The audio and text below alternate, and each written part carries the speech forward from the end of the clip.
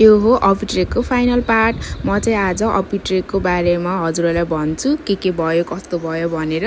अनि मैले ब्याग अलि पर राखेर हिँडिरहेको थिएँ किनभने मलाई राम्रो राम्रो भिडियो गराउनु थियो नि त टिकटकको लागि। अनि यो चाहिँ मेरो लाइफको फर्स्ट ट्रेक थियो अनि मलाई केही आइडिया नै थिएन कति सामान लग्ने के गर्ने भनेर। तर म ट्रेक जानुभन्दा अगाडि थुप्रै भिडियो त हेरेको थिएँ कि टिकटकबाट, त्यही पनि अब आफूलाई पढ्दाखेरि अलि अर्कै हुँदो रहेछ। अनि मैले सामान यो पनि लग्छु त्यो पनि लग्छु भनेर लगभग मेरो सामान थियो होला 7 to 8 kg भएको थियो कि। अनि बोक्दाखेरि यति गरुङ्गो थियो, त्यही पनि अब आफ्नो सामान बिच बाटोमा कता राख्नु कसको घर छोड्नु भनेर होस् भनेर लगेँ अगाडि। अनि हामी चाहिँ वर्षाको मौसममा गएको थियौँ नि त। अनि वर्षाको मौसममा जाँदाखेरि चाहिँ अब फाइदा चाहिँ के हुन्छ भनेपछि राम्रो राम्रो भ्यू हेर्न पाइन्छ, फुल पनि यति धेरै फुलेको हुन्छ, सबै इन्जोय गर्न पाइन्छ मजासँग।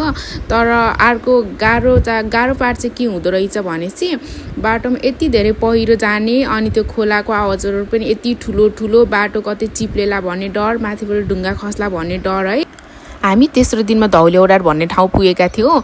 धौली ओडारदेखि माथि बेस क्याम्प पुग्न लाग्थ्यो होला त्यस्तै 1 to 2 आवरको बाटो थियो। अनि के भयो भनेपछि धौली ओडार पुग्न साथ मलाई एल्टिट्युड सिकनेस भयो अनि मलाई एकदम गाह्रो भयो कि। अनि म यहाँदेखि माथि हिँड्नै सक्दैन भनेर म त रोएर है, मेरो आँखा यत्रो ठुलो ठुलो भयो त्यो फुल्लेर।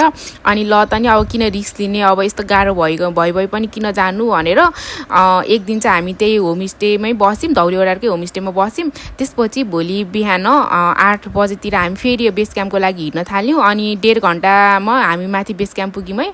अनि माथि बेस क्याम्प पुग्दा त पुरा बादल लागेको थियो अनि अलिअलि पनि घाम देखेला जस्तो भयो थियो। अनि त्यहाँको बाजे हुनुहुन्थ्यो, एउटा होमस्टेकै बाजे हुनुहुन्थ्यो। अनि त्यहाँको बाजेले के भन्नुभयो भनेपछि अनि हजुरहरू अब आउने बित्तिकै घाम लाग्न थाल्यो, अब हजुरले चाहिँ माथिको त्यो अपी हिमाल पनि हेर्न पाउनुहुन्छ, भ्यू पनि हेर्न पाउनुहुन्छ भनेर भन्नुभयो। हामी पनि ओहो हामी त कति भाग्यमानी है हामी भनेर खुसी भएर बसेको। एकछिनपछि त यति ठुलो पानी पर्यो झन् अलिअलि देखेको भ्यू पनि पुरा बादल लाएर कुहिरो लागेर सब ढाक्यो। अनि अब के गर्ने भनेर अनि त्यही कुरिम त्यही बस्यौँ, होमस्टेमै बस्यौँ अनि दिनभरि। अनि तर साँझतिर अनि पानी पनि रोकियो अनि हल्का त्यो ठाउँहरू पनि खुल्दै गयो। अनि हामी त्यही फेरि त्यहाँ यो माथि बेस क्याम्पको भ्यू यति राम्रो थियो म त आफ्नो मनलाई थाम्नै नसकेर रोइदिम भएको थियो। अनि त्यहाँको बाजेले अनि हैट नानी रुने पो हो अनि नाच्नु न, अनि यति राम्रो भ्यू छ नाच्नु भिडियो गराउनु भनेर भन्नुभयो। त्यसपछि त म पनि फुर्रे भयो अनि नाच्दिएँ त्यही भ्यूको बिचमा, रमाइलो।